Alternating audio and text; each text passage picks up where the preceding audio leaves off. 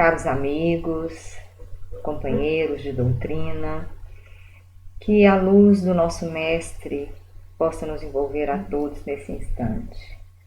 Hoje nós vamos falar de um tema que eu acho bem oportuno pelo momento que estamos vivendo, sobre a coragem de ser e de viver. Quando nós falamos sobre o significado da palavra coragem, ela vem do latim curatium, que é literalmente ação do coração. Todos nós possuímos reservas morais e espirituais que a gente desconhece. Imaginem vocês, na trajetória espiritual que cada um temos, as experiências milenares por que passamos. Se nós voltarmos aí por volta de 1000 anos atrás, teríamos que nos colocar na Idade Média, e se a gente fosse perceber o que nós passamos naquela época, a falta de saneamento, o inúmero casos de mortes prematuras, de doenças, sem falar nas guerras que nós já devemos ter presenciado. Então, nós passamos por experiências nas nossas reencarnações que hoje, atualmente, nós desconhecemos, mas que estão gravadas na nossa trajetória enquanto espírito. Hoje, muitos de nós estamos vivendo a primeira experiência ao atingir uma idade mais avançada, atingindo os 85, 90 anos. No passado, a média de idade das pessoas era em torno de 40 anos. Aos 40 anos, a pessoa já estava, muitas vezes, a caminho da morte, ou até menos, com doenças, com a questão do envelhecimento. Então, nós temos experiências que são incontáveis na nossa bagagem espiritual. Joana de Ângeles, o Espírito e benfeitora, no livro Tesouros Libertadores, no capítulo 17, diz que a coragem pode ser incluída na lista das virtudes humanas, em face dos valores benéficos que propicia o espírito e a existência em si mesma. Encontra-se radicada no ser, em virtude de experiências morais e conquistas sociais realizadas em vivências passadas, quando as lutas e os desafios apresentaram-se exigindo solução. Então o espírito Joana de Ângeles diz que a coragem é virtude. Mas então como é que a gente exclama muitas vezes, como é que alguém tem coragem de fazer algo tão ruim? Se a coragem ela é virtude, como é que ela pode ser motivo para o mal? E a benfeitora nos esclarece no livro Os Conflitos Existenciais, no capítulo 18, que nós confundimos coragem com intemperança, agressividade, intempestividade, que são muitas vezes reações do medo, expresso ou escamoteado. Quer dizer que a benfeitora nos diz que coragem é uma virtude. Essa coragem que a gente fala que as pessoas têm para fazer algo ruim, ela não é virtude. Ela muitas vezes é uma reação imediata de medo, de agressividade, de rebeldia, de intempestividade. E se nós formos agora falar sobre o medo, Joana também nos esclarece que o medo é a primeira emoção, a primeira, nessa trajetória de evolução espiritual, desse desenvolvimento da psique, enquanto éramos apenas dominados pelo instinto, a primeira emoção que surgiu foi a do medo. Mas o medo, ele tem um papel muito importante nas nossas vidas. Nós não teríamos sobrevivido, a espécie humana não teria sobrevivido se não fosse o medo, porque o medo tem um aspecto de proteção. Mas ela também não teria vivido se nós tivéssemos sido dominados por ele. Porque se nós tivéssemos sido dominados por ele, nós estaríamos até hoje vivendo em cavernas. Porque nós não teríamos a coragem de sair e de buscar algo que estivesse fora. Então, o medo ele tem essas duas funções que é a de desenvolvimento, no sentido de buscar algo novo, mas também de autopreservação. Esse medo, toda vez ele aparece, segundo a benfeitora, toda vez que uma força superior, que é real ou não, pode produzir sofrimento. Então surge o desafio que é de fugir ou enfrentar. Quando ela diz uma predominância de uma força superior, é algo que vem de fora e eu não sei se eu consigo lidar. Quando ela diz que é real ou não, porque quantas vezes temos medos que são imaginários, temos medos que não acontecem na realidade. Se eu moro numa cidade onde eu não tenho o risco, vamos dizer, de que haja um vulcão, esse é um exemplo bem simples, e eu tenho medo que alguma coisa ecloda da terra, esse medo é um medo imaginário. Se eu tenho medo de falar em público e desmaiar na hora e morrer, né, de vergonha, é um medo imaginário, porque quem está correndo o risco, na verdade, não é o nosso eu verdadeiro, é o ego.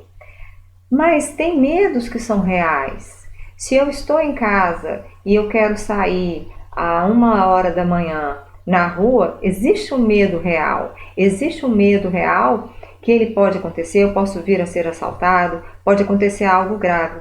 E aí, quando eu me debato com o medo, quando eu encontro com esse medo, surge o desafio. Qual que é o desafio?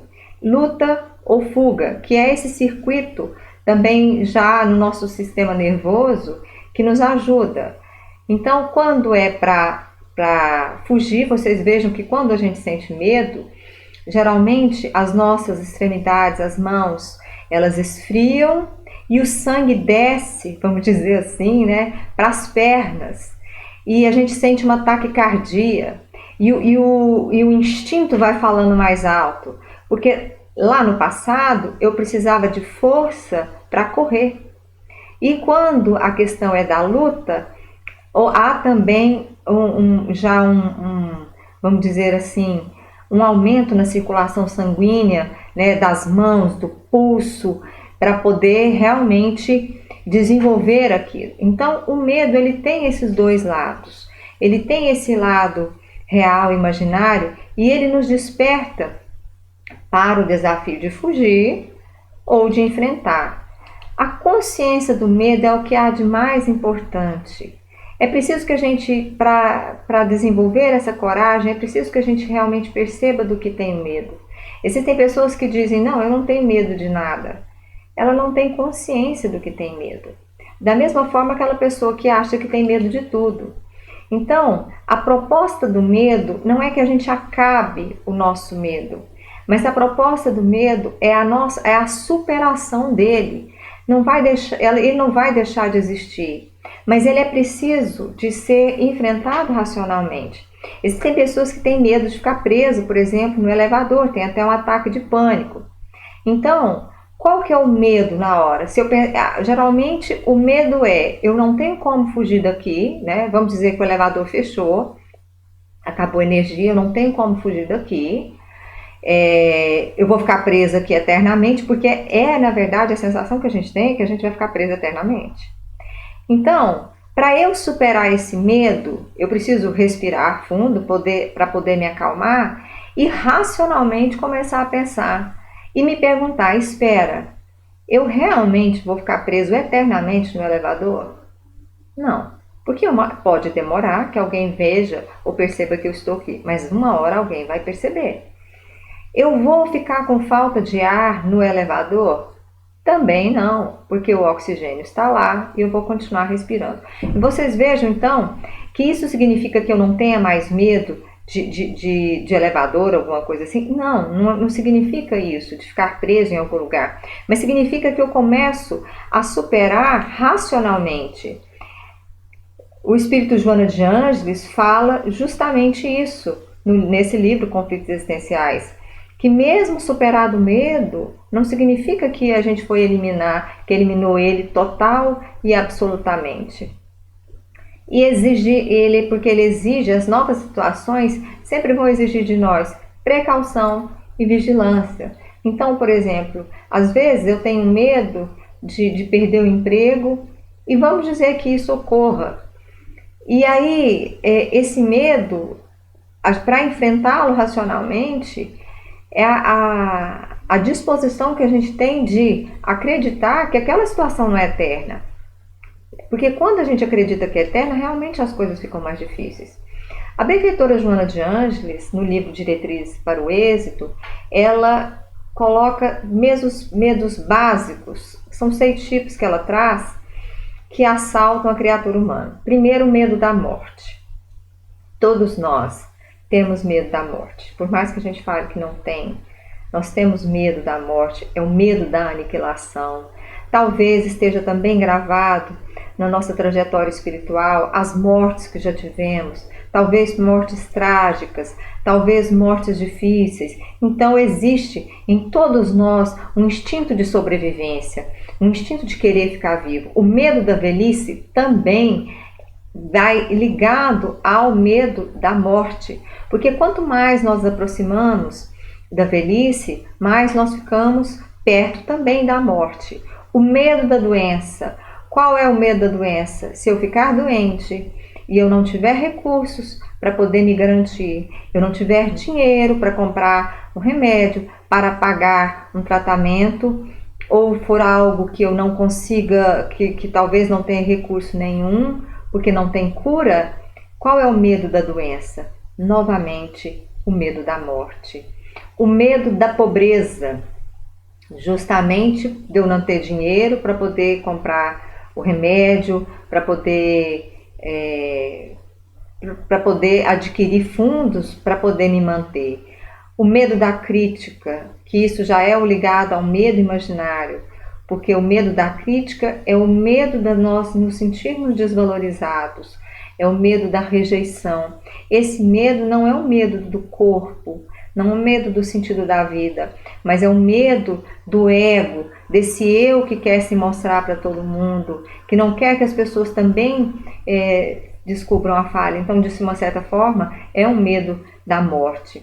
O medo da perda de um afeto profundo, que também é o medo daquilo que para mim é um sentido, muitas vezes até mesmo de posse, porque ninguém perde ninguém. Existe esse medo de eu sofrer porque alguém se afastou pela morte ou porque rompeu alguma ligação. Todos os medos básicos, então, eles decorrem do fenômeno da morte, da sobrevivência ou não. Até a questão do medo do afeto. Existe aquela coisa assim, alguém termina um relacionamento e a sensação que nós temos muitas vezes é que nós vamos morrer de sofrer. Para enfrentar isso tem que ser pela razão. Mas embora qualquer que seja o medo, é no espírito que a gente vai sempre encontrar as causas. E como é que eu vou desenvolver a coragem? Nós vamos desenvolver coragem nas pequenas ocorrências, nos diferentes cometimentos e aceitar um insucesso. Bom, agora eu não consegui, mas eu vou conseguir, eu vou me estimular para que isso melhore. Isso vai estimulando, não importa que agora eu não consiga. E pequenas coisinhas que a gente acha que nós vamos desenvolver coragem quando a gente for requisitado para muitas coisas. E não é assim. Nós vamos desenvolver coragem justamente nas pequenas coisas. E uma das coisas que a gente precisa realmente tomar consciência é da nossa fragilidade pessoal, da fragilidade da vida, para que a gente tenha harmonia durante os infortúnios e das alegrias nesse transcurso da existência. Há também um pensamento nesse livro Conflitos Existenciais. Então, essa noção que nós temos, que nós somos seres fortes, mas ao mesmo tempo muito frágeis, que nós não sabemos o dia de amanhã. Muitas vezes nós temos medo das situações que virão, porque nós sabemos no nosso íntimo que nós somos impotentes. E essa impotência diante das situações, ela nos deixa com muita raiva. Porque é o fato de eu não conseguir controlar a situação. Mas pensem por um lado, quando eu quero exercer muito controle sobre alguém ou sobre uma situação, quem é que realmente controla quem? Se eu estou ligado o tempo inteiro naquela situação, se eu estou ligado o tempo inteiro naquela pessoa, tentando controlar a vida, vamos dizer, tudo ao meu redor, quem está sob controle constante sou eu, porque aquela situação não deixa que eu pense em outra coisa. Então, muitas vezes, nessa época difícil, às vezes de questões de saúde, de questões de medo, nós estamos deixando que essa situação nos controle. Por quê? Porque a gente tenta controlar ela e nós somos impotentes diante das dificuldades. Então, desenvolvendo a coragem, a gente precisa entender essa nossa fragilidade e lembrar das palavras de Paulo, quando ele diz que quando ele é fraco, é que ele é forte. A gente deixar cair o peso, porque muitas vezes nós estamos carregando algo que está nos cansando, que está exigindo muito da gente. A benfeitora também diz que não se deve acovartar diante dos enfrentamentos. Eu acabei falando antes, a reserva moral das forças, que a gente não sabe que tem. Se vocês pensassem no passado, voltem aí alguns anos atrás e pensem nas dificuldades que vocês enfrentaram. Se nós pensássemos há um tempo atrás que a gente passaria por determinadas coisas, você fatalmente fala, não, se isso acontecer, eu não vou conseguir resistir. Se isso acontecer, fatalmente eu vou me desintegrar. E agora a gente olha para trás e vê que passou. Muitos medos que a gente passou, eles não se confirmaram. E muitas vezes o Espírito tem, vamos dizer assim, já carregando algumas situações as situações que irão ocorrer e que a gente tem medo e ela vai acontecer, porque são elas que vão despertar em nós o desenvolvimento da coragem.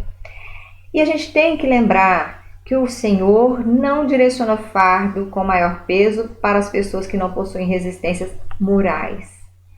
Então, se nós estamos passando por um momento, por mais difícil que seja, por mais complicado que seja, é porque nós conseguimos passar.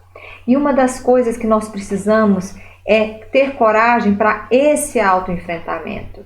Porque a coragem para poder se sobrepor aos outros, ela é mais fácil do que aquela para se enfrentar. E é preciso que a gente tenha coragem para assumir as nossas dificuldades. Quanto mais nós temos coragem para assumir, maior é o nosso autoenfrentamento. Mas isso depende do grau do amadurecimento. Muitas vezes nós queremos que as pessoas do nosso lado enfrentem situações que elas não têm maturidade para enfrentar. Nós não podemos exigir, porque nós não sabemos na trajetória daquele espírito o que ele consegue ou não. Eu me lembro de algo que eu ouvi esses tempos atrás, eu não me lembro mais aonde foi, se foi de uma situação onde numa reunião mediúnica foi questionado de uma pessoa que tinha um vício com dependência química, com drogas, e não conseguia esse enfrentamento, não conseguia se livrar disso. E num tratamento espiritual, a equipe espiritual informou para que tratassem essa situação com um pouco mais de paciência, porque aquele espírito carregava dentro de si, era um assassino contumaz, de várias encarnações, então assim, de muita violência. E hoje ele era um dependente químico porque ele encontrou, infelizmente, no vício, em vez de encontrar nas outras coisas, era uma forma que ele tinha de não continuar matando. Então era um mal que foi substituído por um outro mal menor. Não que o vício não seja um mal, mas vocês vejam bem como que nós vamos julgar a situação dos outros. Às vezes, aquela pessoa que está fazendo mal, ela é o menor mal que hoje ela conseguiria fazer. Por isso que Jesus é tão fabuloso e nos ensina a nunca julgar. E esse cair em si, na parábola do filho pródigo, quando o filho parte, né, e acaba com todos os seus bens, ele pede os bens, e quando ele gasta tudo, nessa passagem de Lucas aí, havendo ele dissipado tudo, houve naquela terra uma grande fome e começou a passar necessidades. Então foi encontrar-se a um dos cidadãos daquele país, o qual o mandou para os campos e apacentar porcos. E desejava encher o estômago com as alfarrobas que os porcos comiam, e ninguém lhe dava nada. Caindo, porém, em si, disse: quantos empregados de meu pai têm abundância de pão, e eu aqui pereço de fome?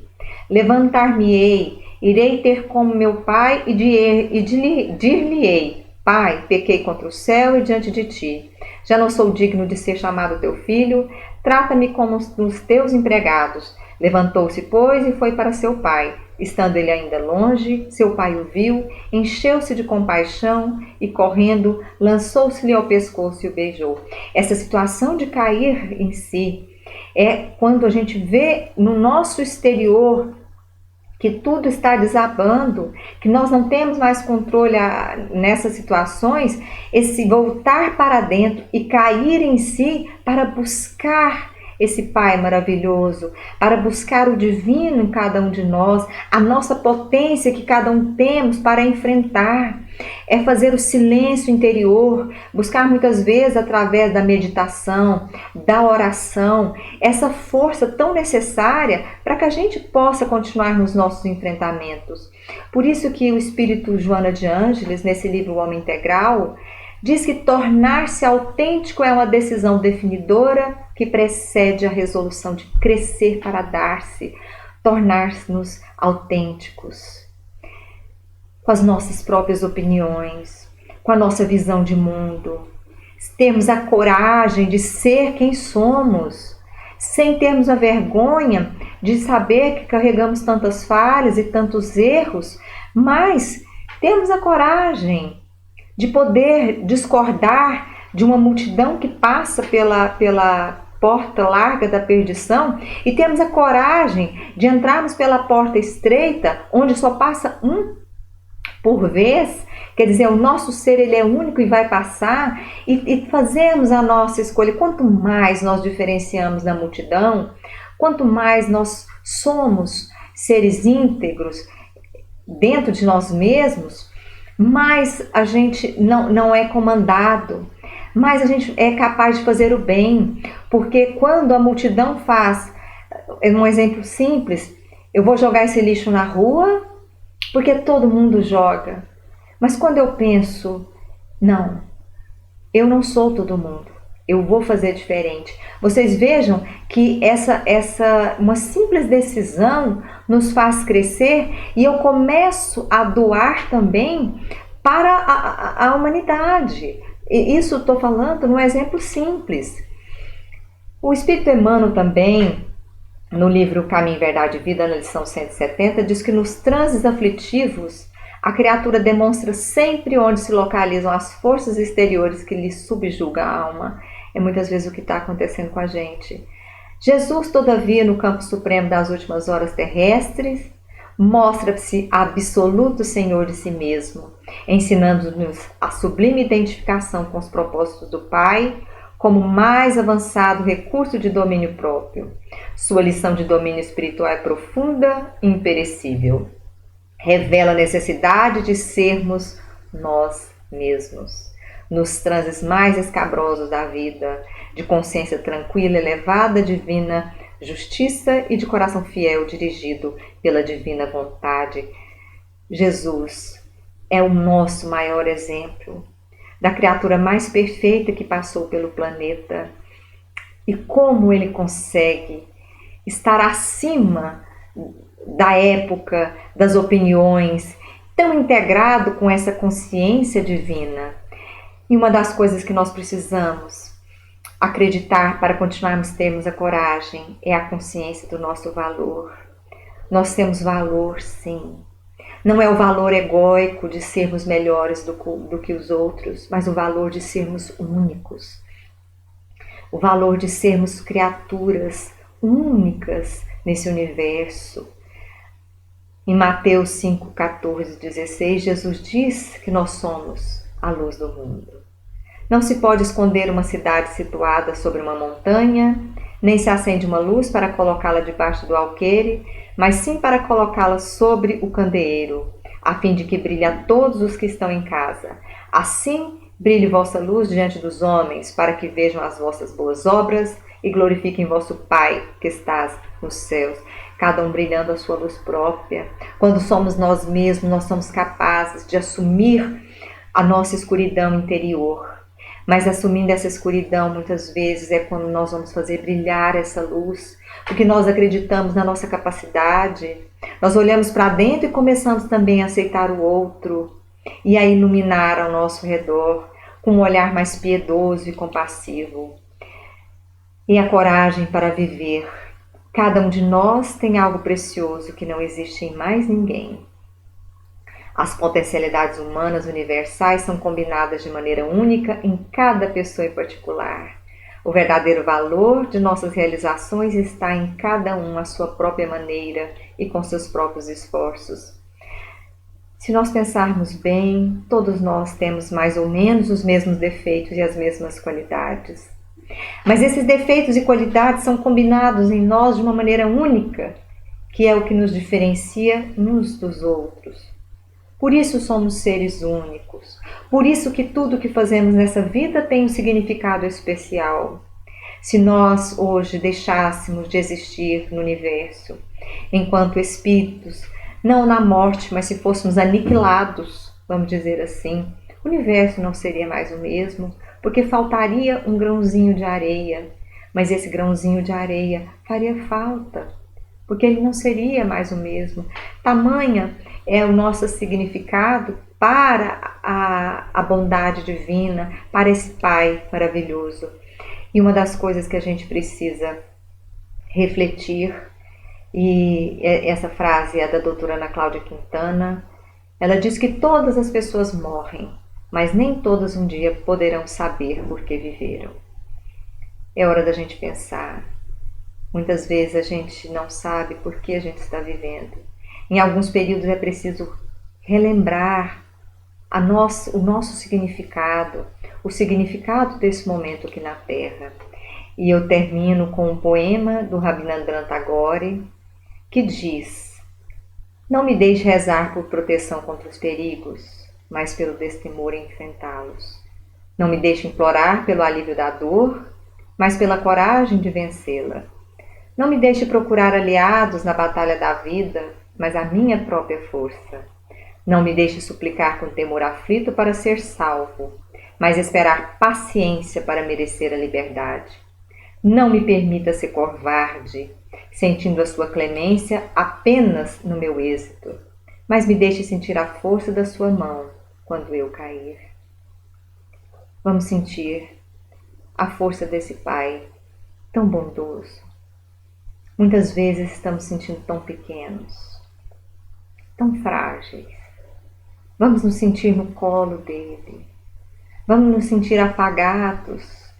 Vamos nos sentir próximos a Jesus. Vamos sentir que não estamos sozinhos. Que nesses momentos de fragilidade existe sempre alguém que está ao seu lado.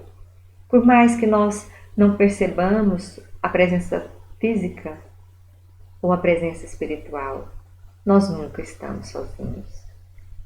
E com isso, a nossa reflexão de hoje se destina a repensarmos a nossa vida, as nossas intenções e o significado de cada um de nós e o significado dos nossos objetivos. Que Jesus nos abençoe, nos ampare hoje e sempre.